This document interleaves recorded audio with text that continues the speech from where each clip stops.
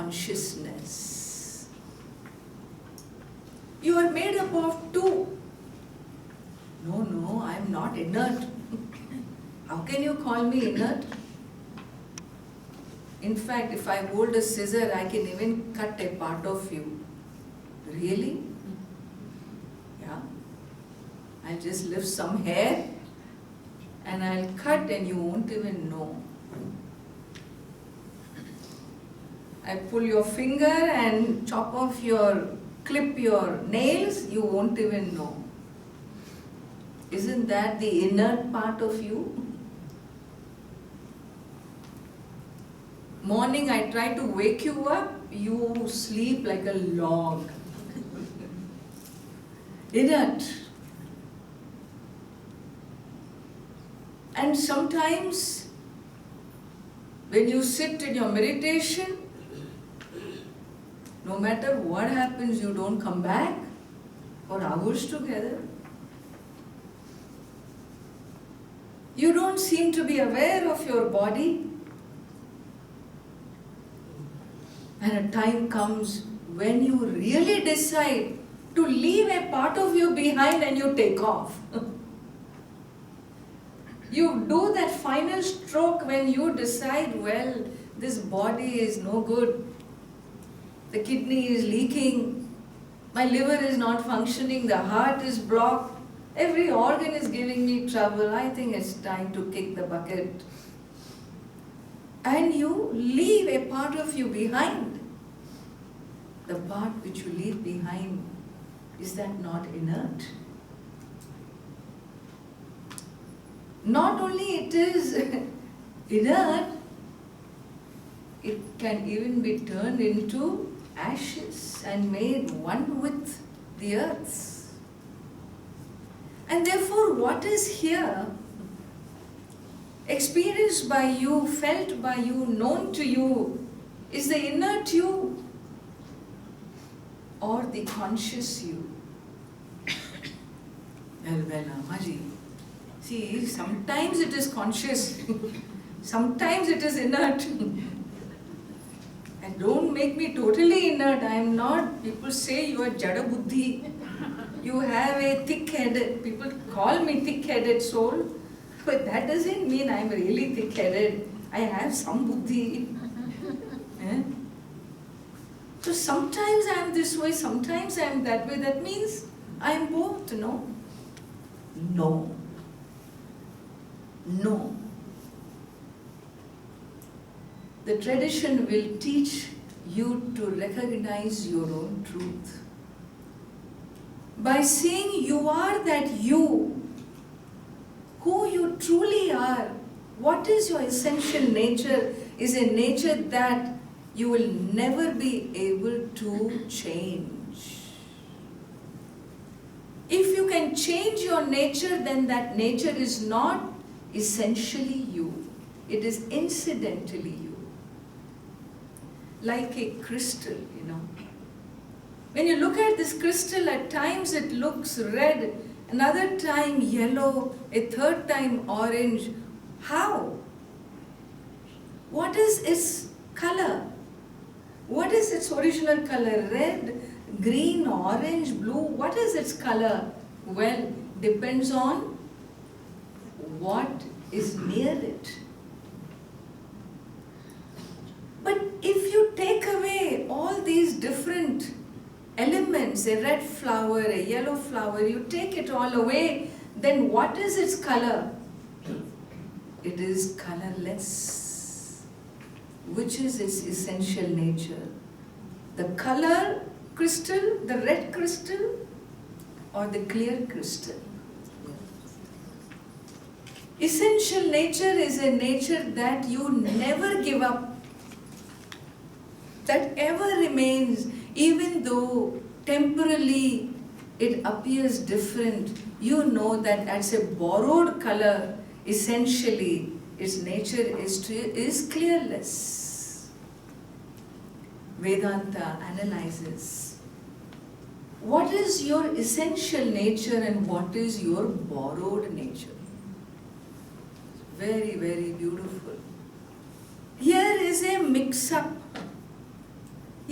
mix-up, as though a mix-up between the soul and this matter called the five elemental body, mind, sense complex, the physical body and the subtle body.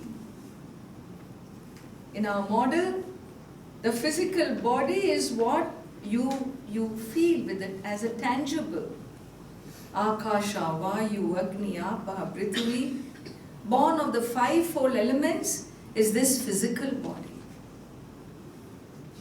Not enough. Physical body by itself cannot do anything. It has within it a subtle body that seems to be the inner mold. This outer seems to be holding the inner subtle body. What do you mean subtle body? Well, while the nose physical form is here, the smell is a sense. While the ear is a tangible, the hearing is a sense of hearing, a sense of smelling, the sense of taste, the sense of sight, and the sense of touch. And so we have the five senses, the five organs of action, the pancha prana, the five physiological functions, the subtle instrument called the mind, which comes up, which goes to sleep, which seems to have different functions of knowing, of responding with emotions, seems to have a function of some memory recall or the absence of it, and an individual identity. Well, these are some functioning of the inner system. And really speaking, who are you? Are you the physical five elements? Or are you these subtle five elements? Who are you essentially? The text clearly defines nimittam. I am a mere nimittam. I am a mere presence, a consciousness in whose presence, in whose reflecting whom the mind functions, the body functions. The subtle and the gross body comes into activity, reflecting which consciousness? That consciousness is different. That consciousness, essential nature, is not the nature of this body. And that is why when a person dies, the body is left behind, but he slips away. He slipped away where? Wherever he came from. Very cleverly he said, goodbye, old house, you're dilapidated now. Let's move homes. It shifts. It's not possible if he is the body, no? And therefore, nimittam manas chakshuradi pravrittau.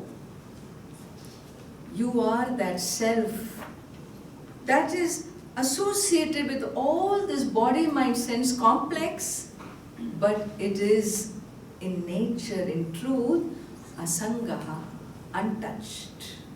Untouched. Like what? He says, Ravihi, loka cheshta nimittam. Look at the sun. Just as the sun's presence itself does what? It brings activity in the world, is it not? Sun rises and we rise. Sun sets and we set. What happens to those regions when sun is never seen? Those people don't rise, they go into depression, you know. European, some countries where you have extended winters, people really are unable to keep their minds perky and vibrant and energetic. They need to go to southern states to to be happy. They cannot engage without the sun energy.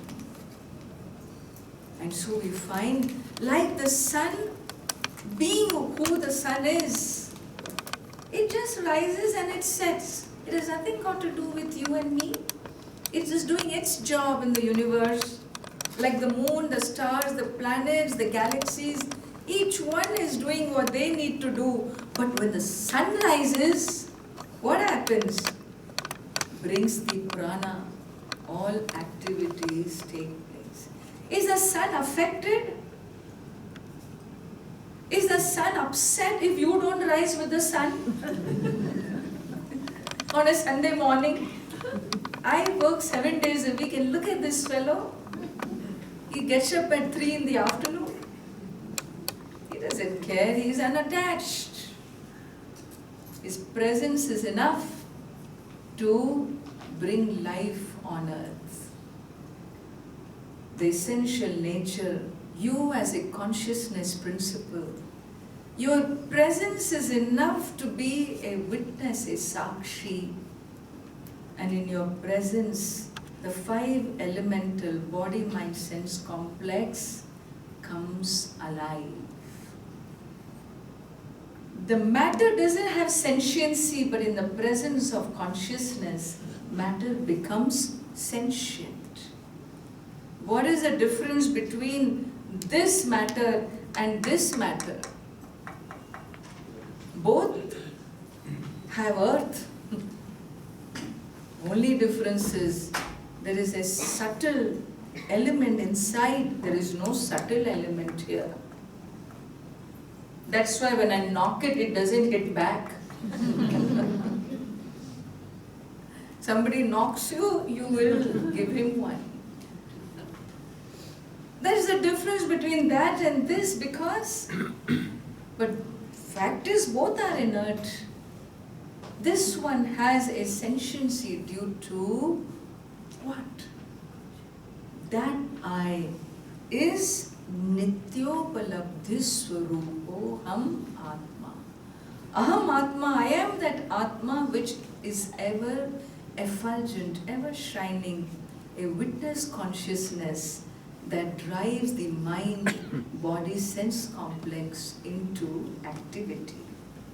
He continues to say, Yamagnyushnavat Nitya Bodha Swarupam.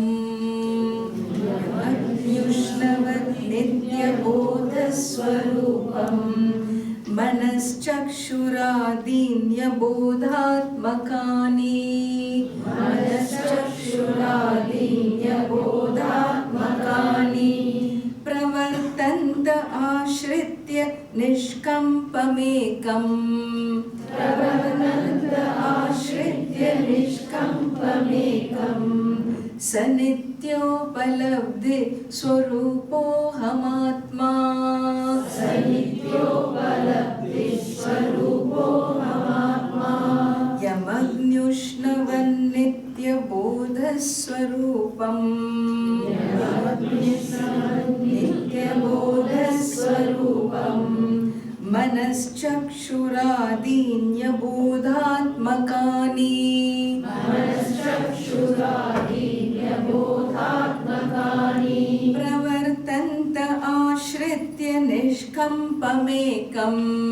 Pravartanta Ashritya Nishkampamekam. Sanityopalabdhi Swarupo Hamatma. Sanityopalabdhi Swarupo Hamatma. The text gives a beautiful example of Agni Ushnavat Nitya Bodha Swarupam. I am that Atma that is ever effulgent. Ever effulgent means I ever am. Radiant as a conscious being, pure conscious being, whose essential nature is unassociated with the nature of the mind or the body. Then what? It is asangaha, untouched. Ekaha, one. And what does it do? It lights up the mind, lights up the body. It reflects it brings sentiency to the form. Which form? A form that is essentially inert. Abodhatmakani. The body is inert. Gross and subtle, both are inert in nature. How do you say inert? Because it collapses. When you go to sleep, what happens to your mind? Does it exist? If it exists, it's no more sleep. A mind cannot exist without thoughts. Mind is what? Nothing but a flow of thoughts. The energy in motion, the thought energy in motion is called the mind. And so when all these thoughts get arrested, they stop. They collapse, the mind collapses into a non-form, no thought form. Do you exist or not? If you are the mind, when the mind goes to sleep, what will happen? You will go to sleep. Yeah, of course I go to sleep when the mind sleeps. Yeah, but if you sleep when the mind sleeps, how do you know you slept well? The fact that you say you slept well means what? You were watching your sleep, no? Even when you were sleeping, you were not sleeping. You are that consciousness that never sleeps.